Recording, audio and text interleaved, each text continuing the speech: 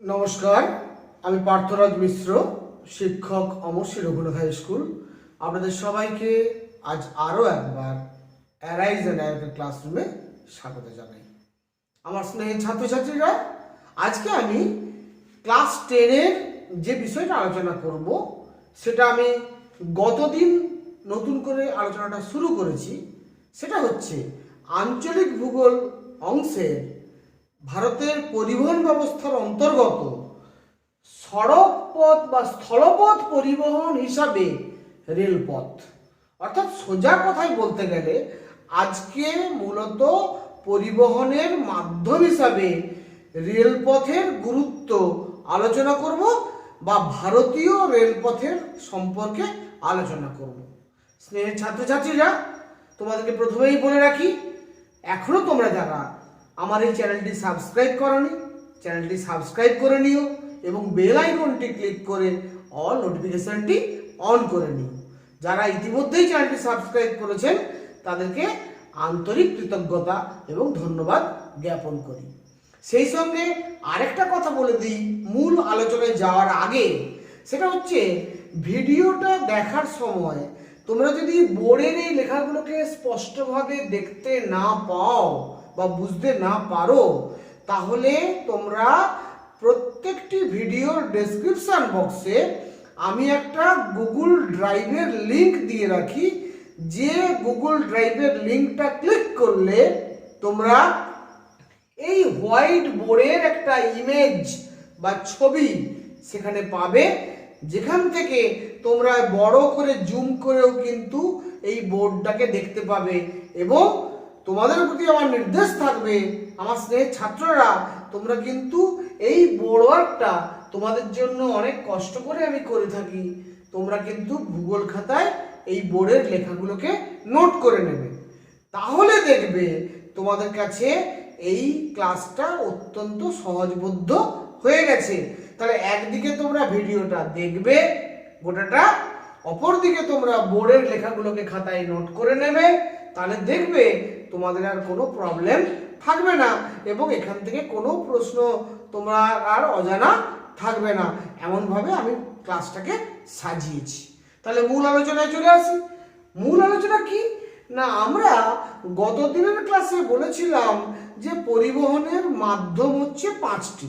একটা হচ্ছে স্থলপথ পরিবহন, জলপথ পরিবহন, আকাশপথ পরিবহন, রজ্জুপথ পরিবহন এবং নলপথ পরিবহন। এই 5টার মাধ্যমে আমরা পরিবহন ব্যবস্থাকে চালাই। তার মধ্যে আজকে আলোচনা করব রেলপথ পরিবহন নিয়ে। অর্থাৎ রেলপথ পরিবহন কিন্তু আমরা সবাই জানি এটা স্থলপথ পরিবহনের একটা অন্যতম মাধ্যম। আমরা স্থলপথ পরিবহনকে প্রধানত দুভাগে ভাগ করে আলোচনা করতে পারি। একটা সড়ক পথ পরিবহন, একটা রেলপথ পরিবহন। সড়ক পথ মানে যেটা পিচ রাস্তা তৈরি করা হয়, আর রেলপথ মানে যেটা রেল লাইন পেতে যার উপর দিয়ে রেলগাড়ি ছোটে। তাহলে এই দুটোকে আমরা একত্রে বলি স্থলপথ পরিবহন। এই স্থলপথ পরিবহনের ক্ষেত্রে রেলপথের গুরুত্ব কতখানি বা ভারতবর্ষের রেলপথ কবে প্রথম চালু হয়েছিল, এই বিষয়গুলো প্রথমে আমাদের জেনে নেওয়া দরকার। আমরা এক্ষুনি বললাম যে স্থলপথ পরিবহনের সর্বশ্রেষ্ঠ মাধ্যম হচ্ছে রেলপথ পরিবহন। তোমরা শুনে থাকবে 1853 খ্রিস্টাব্দে ব্রিটিশ ভারতবর্ষে সর্বপ্রথম মুম্বাই থেকে থানে পর্যন্ত আমাদের রেলপথ চালু হয়েছিল এবং তার ঠিক পরেই আমাদের কিন্তু কলকাতা থেকে ব্যান্ডেল পর্যন্ত রেলপথ চালু হয়েছিল। সবটাই কিন্তু ব্রিটিশ ভারতবর্ষে বা পরাধীন ভারতবর্ষে। তাহলে যদি পরীক্ষায় প্রশ্ন পড়ে ভারতবর্ষে কবে প্রথম রেলপথ চালু হয়েছিল, উত্তর হবে 1853 খ্রিস্টাব্দে চালু হয়েছিল। কোনখান থেকে কোনখান পর্যন্ত চালু হয়েছিল, উত্তর হবে মুম্বাই থেকে থানে পর্যন্ত চালু হয়েছিল। এরপরে আমার একটা প্রশ্ন জিজ্ঞেস করা হয় যে ভারতবর্ষে মোট কত কিলোমিটার দৈর্ঘ্য রেলপথ আছে। ভারতবর্ষের মোট রেলপথের দৈর্ঘ্য কত? জেনে রাখো, ভারতবর্ষের মোট রেলপথের দৈর্ঘ্য প্রায় 65,000 কিলোমিটার বা 65,000 কিলোমিটার।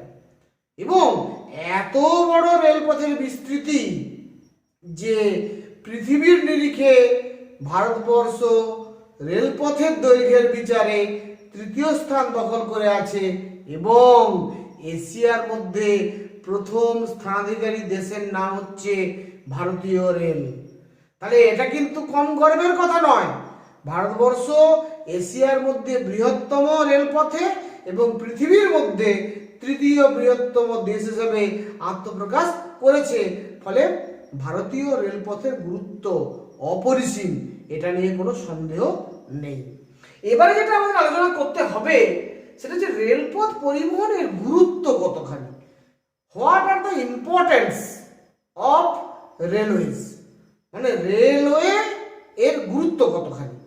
আমরা সবাই জানি স্থলপথ পরিবহনের যে দুটো প্রধান মাধ্যম সড়কপথ এবং রেলপথ, তার মধ্যে রেলপথে কিন্তু অত্যন্ত কম খরচে, অনেক দ্রুত, অনেক আরামদায়ক এবং অনেক নিরাপদে যাত্রী এবং পণ্য পরিবহন করা সম্ভব। চারটে আমার পজিটিভ দিক আছে। একটা হচ্ছে কম খরচ, একটা হচ্ছে দ্রুতগামিতা, অপরটা হচ্ছে আরামদায়ক, অপরটা হচ্ছে নিরাপদ। এই চারটে বৈশিষ্ট্য কিন্তু আমরা বলতে পারি রেলপথের গুরুত্বের ক্ষেত্রে সবার প্রথমে। বোঝা গেল কথাটা? দ্বিতীয় যে বিষয়টা, কম সময়ে বেশি দূরত্বে যাতায়াত এবং পণ্য পরিবহন করতে সক্ষম রেলপথ। সড়ক পথের তুলনায় রেলপথে কম সময়ে বেশি পণ্য নিরাপদে পরিবহন করা সম্ভব। 3 নম্বর বিষয়, একসঙ্গে কম খরচে অনেক বেশি যাত্রী এবং পণ্য পরিবহন করা যায়। অর্থাৎ 2 নম্বর পয়েন্টেরই এটা পুনরাবৃত্তি আমরা বলতে পারি। এখানে পণ্য এবং যাত্রী দুটো কথাই বলা হয়েছে। 4 নম্বর পয়েন্ট কি, দেশের প্রতিরক্ষা বা দেশের বিভিন্ন প্রান্তে যদি শান্তি শৃঙ্খলা বিঘ্নিত হয়, এই শান্তি শৃঙ্খলা রক্ষা করার জন্য, শান্তি শৃঙ্খলা রেস্টোর করার জন্য বা ত্রাণ বা পুনর্বাসনের কাজে আমরা কিন্তু দ্রুত সেনাবাহিনীকে পাঠানো, দ্রুত অস্ত্রশস্ত্র পাঠানো, দ্রুত খাদ্যদ্রব্য এক স্থান থেকে অন্য স্থানে পাঠানো ইত্যাদি বিভিন্ন কাজের ক্ষেত্রে রেলপথকে খুব সহজেই ব্যবহার করতে পারি। কারণ এটা দ্রুতগামী, এটা আরামদায়ক, এটা নিরাপদ। এই কথা কিন্তু প্রথমেই বলা হয়েছে। নেক্সট পয়েন্টটা, দেশের শিল্পে এবং বাণিজ্যের প্রসারের ক্ষেত্রে রেলপথের ভূমিকা অনস্বীকার্য। আজকে ভারতবর্ষে যতখানি শিল্পে উন্নতি ঘটেছে, ভারতবর্ষের বাণিজ্যে যতখানি প্রসার ঘটানো সম্ভব হয়েছে, ভারতবর্ষের আভ্যন্তরীণ বাণিজ্য এবং আন্তর্জাতিক বাণিজ্য, সমুদ্র বন্দরকে ব্যবহার করে বাণিজ্য যা সম্ভব হয়েছে, এর ক্ষেত্রে কিন্তু রেলপথের ভূমিকাকে আমরা কখনোই অস্বীকার করতে পারি না। সড়কপথও গুরুত্বপূর্ণ ভূমিকা পালন করে, কিন্তু রেলপথের ভূমিকা সড়কপথের থেকে আরো অনেক বেশি, এটা আমরা জোর দিয়ে বলতে পারি। এছাড়া পণ্য মজুতেরও কিন্তু ব্যবস্থা ভারতীয় রেলে আছে। ভারতীয় রেলে কিন্তু পণ্য পরিবহনের পাশাপাশি পণ্য মজুতকরণের ব্যবস্থা আছে, গুদামজাতকরণের ব্যবস্থা আছে, পণ্যের ক্ষতিপূরণের ব্যবস্থাও কিন্তু ভারতীয় রেলের মধ্যে রাখা আছে। এছাড়া দেশের সামাজিক এবং অর্থনৈতিক উন্নতিতে রেলপথের অবদান কিন্তু আমরা কেউই অস্বীকার করতে পারি না। তাহলে এই সব পয়েন্টগুলোকে আমরা বলবো ভারতীয় রেলপথ পরিবহনের গুরুত্ব। নিশ্চয়ই তোমরা বুঝতে পেরেছো, আমি পয়েন্টস আকারে লিখে দিয়েছি যাতে করে তোমাদের মনে রাখতে সুবিধে হয়। তোমরা বিষয়টা একটু যদি মন দিয়ে নিজেরা ভাবো, তাহলে নিজেরা কিন্তু নিজের ভাষাতেই লিখতে পারবে। একবার পড়ে নেবে, খাতায় নোট করে নেবে এবং ভিডিওটা পুরোটা শুনবে, দেখবে তোমার পড়া খুব সহজেই হয়ে গেছে। এরপরে আসছি হীরক চতুর্ভুজ, আমরা ইংরেজিতে বলি ডায়মন্ড কোয়াড্রিল্যাটারাল। হীরক চতুর্ভুজ, আমি যখন এর পরের ক্লাসে তোমাদের সড়কপথ সম্পর্কে আলোচনা করব, তখন তোমরা সোনালী চতুর্ভুজ বলে একটা টার্ম শুনবে, যাকে ইংরেজিতে আমরা বলি গোল্ডেন কোয়াড্রিল্যাটারাল। গোল্ডেন কোয়াড্রিল্যাটারাল, এই গোল্ডেন কোয়াড্রিল্যাটারাল বা সোনালী চতুর্ভুজ যাকে বাংলায় বলছি, এটা কিন্তু অ্যাকচুয়ালি আমাদের ভারতবর্ষে যে 4টে মেট্রোপলিটন সিটি আছে, কলকাতা, দিল্লি, মুম্বাই এবং চেন্নাই, এই 4টে যে প্রধান শহর, তোমরা যদি দেখো মানচিত্রে, এখানে আছে কলকাতা পশ্চিমবঙ্গে, এরপরে এখানে আছে দিল্লি ভারতবর্ষের নিউ দিল্লি ভারতবর্ষের রাজধানী, এরপরে আছে মহারাষ্ট্রের রাজধানী মুম্বাই এবং তামিলনাড়ুর রাজধানী চেন্নাই।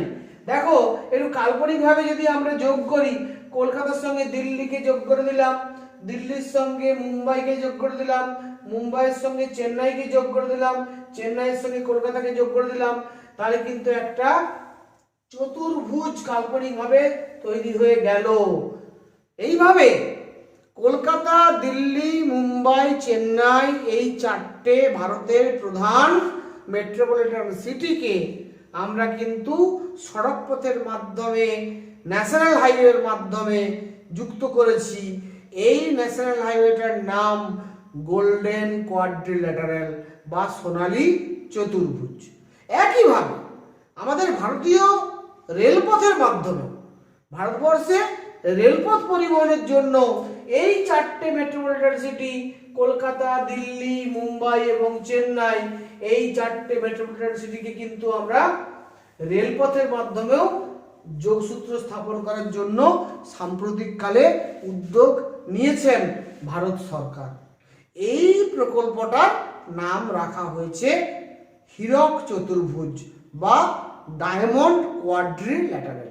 তাহলে সড়ক পথে যে চতুর্ভুজটা তার নাম হচ্ছে সোনালী চতুর্ভুজ, আর রেলপথের মাধ্যমে যোগসূত্র স্থাপনের জন্য যে চতুর্ভুজটা আমরা করছি, কল্পনা করছি, তার নাম ডায়মন্ড কোয়াড্রিল্যাটারাল বা হীরক চতুর্ভুজ। এইটুকু মনে রাখলেই হবে। এগুলো কিন্তু 1 নম্বরের শর্ট প্রশ্ন বা 2 নম্বরের টিকাধর্মী প্রশ্ন হিসাবে আসে। সোনালী চতুর্ভুজ, হীরক চতুর্ভুজ, এগুলো কিন্তু খুব ইম্পর্টেন্ট। তোমরা কিন্তু অবশ্যই বিষয়টা মন দিয়ে মনে রাখবে। এরপরে আমি চলে আসছি যে আমাদের ভারতবর্ষ এত বড় একটা দেশ, পৃথিবীর মধ্যে 7ম বৃহত্তম দেশ, তার মধ্যে আমার ভারতবর্ষ এশিয়ার মধ্যে বৃহত্তম দেশ রেলওয়ের দৈর্ঘ্যের বিচারে, পৃথিবীর মধ্যে 3য় বৃহত্তম দেশ রেলওয়ে দৈর্ঘ্যের বিচারে, রেলপথ দৈর্ঘ্যের বিচারে। তাহলে এত বড় রেলপথ ভারতবর্ষে আছে, যার মোট দৈর্ঘ্য প্রায় 65,000 কিলোমিটার। সেই ভারতীয় রেলকে কিন্তু আমরা দেখব 14টি জোনে ভাগ করা হয়েছে। এই 14টা জোন কি কি এবং এই 14টা জোনের নাম কি এবং ওই প্রত্যেকটি জোনের হেড অফিস বা প্রধান কার্যালয় কোন স্থানে অবস্থিত, এটা আমি তোমাদের এখানে লিস্ট করে দিয়েছি। এটা তোমরা একটু মনে রাখবে। এটা শর্ট প্রশ্নের জন্য ইম্পর্টেন্ট এবং যে কোনো চাকরির পরীক্ষার জন্য বা প্রতিযোগিতামূলক পরীক্ষার জন্য খুব ইম্পর্টেন্ট। ফলে জোনগুলোকে বুঝে নেওয়া এবং হেড অফিসগুলো বা হেডকোয়ার্টারের নামটা জেনে রাখা, এটা খুব ইম্পর্টেন্ট তোমাদের জন্য বলে রাখছি। প্রথমে আগে নামগুলো দেখে নাও। পূর্ব রেল, আমি তারপর ম্যাপে দেখাচ্ছি। পূর্ব রেলের হেডকোয়ার্টার কলকাতা। দক্ষিণ পূর্ব রেল, এরও হেডকোয়ার্টার কলকাতা। পূর্ব মধ্য রেল, হেডকোয়ার্টার হাজিপুর। উত্তর পূর্ব রেল, হেডকোয়ার্টার গোরক্ষপুর। উত্তর পূর্ব সীমান্ত রেল, হেডকোয়ার্টার মালিগাঁও। দক্ষিণ পূর্ব উপকূল রেল, হেডকোয়ার্টার ভুবনেশ্বর। দক্ষিণ পূর্ব মধ্য রেল, হেডকোয়ার্টার বিলাসপুর। মধ্য রেলওয়ে, হেডকোয়ার্টার জব্বলপুর। পশ্চিম মধ্য রেল, হেডকোয়ার্টার মুম্বাই। উত্তর মধ্য রেল, হেডকোয়ার্টার এলাহাবাদ। উত্তর পশ্চিম রেল, হেডকোয়ার্টার জয়পুর। উত্তর রেল, হেডকোয়ার্টার নিউ দিল্লি। দক্ষিণ রেল, হেডকোয়ার্টার চেন্নাই এবং দক্ষিণ পশ্চিম রেল, হেডকোয়ার্টার হুবলি। এই 14টি জোনে ভারতীয় রেলওয়েকে ভাগ করে রেলপথকে, রেল ব্যবস্থাকে, রেল পরিবহন ব্যবস্থাকে পরিচালনা করা হচ্ছে। এই 14টা রেল জোনের নাম এবং তার প্রধান কার্যালয়ের নাম বা স্থান আমাদের জেনে রাখা দরকার। সেই সঙ্গে একটু যদি ম্যাপটা দেখে নিই, আমাদের বুঝতে সুবিধা হবে জোন ব্যাপারটা কি। প্রথমে আসছি পূর্ব রেল। আমি নামগুলো তোমাদেরকে দেখতে বলবো। পূর্ব রেল, পূর্ব রেল মানে কোনটা? এই অংশ, ভারতবর্ষের পূর্ব দিকটা, পূর্ব ভারতটা, এই পোর্শনটাকে বলা হচ্ছে পূর্ব রেলের অন্তর্গত, যার হেডকোয়ার্টার কলকাতা। এরপরে আছে দক্ষিণ পূর্ব রেল। দক্ষিণ পূর্ব রেল মানে এইটা হচ্ছে দক্ষিণ পূর্ব রেল, এইটাকে বলা হচ্ছে দক্ষিণ পূর্ব রেল, এরও হেডকোয়ার্টার কিন্তু কলকাতা। এরপরে আসছি পূর্ব মধ্য রেল। পূর্ব মধ্য রেল মানে কি পূর্ব দিক অথচ মধ্যভাগে, এই অংশটাকে বলা হচ্ছে পূর্ব মধ্য রেল, এইটাকে বলা হচ্ছে, এর হেডকোয়ার্টার হচ্ছে হাজিপুর। এরপরে আসছি উত্তর পূর্ব রেল। উত্তর পূর্ব রেল মানে হচ্ছে এই পোরশনটাকে, উত্তর পূর্ব ভারতের এই পোরশনটাকে বলা হচ্ছে উত্তর পূর্ব রেল, ঠিক আছে, যার হেডকোয়ার্টার হচ্ছে গোরক্ষপুর। এরপর আসছি উত্তর পূর্ব সীমান্ত রেল, একেবারে উত্তর পূর্ব ভারতবর্ষের শেষ প্রান্ত যেটাকে বলা হচ্ছে উত্তর পূর্ব সীমান্ত রেল, যার হেডকোয়ার্টার হচ্ছে মালিগাঁও।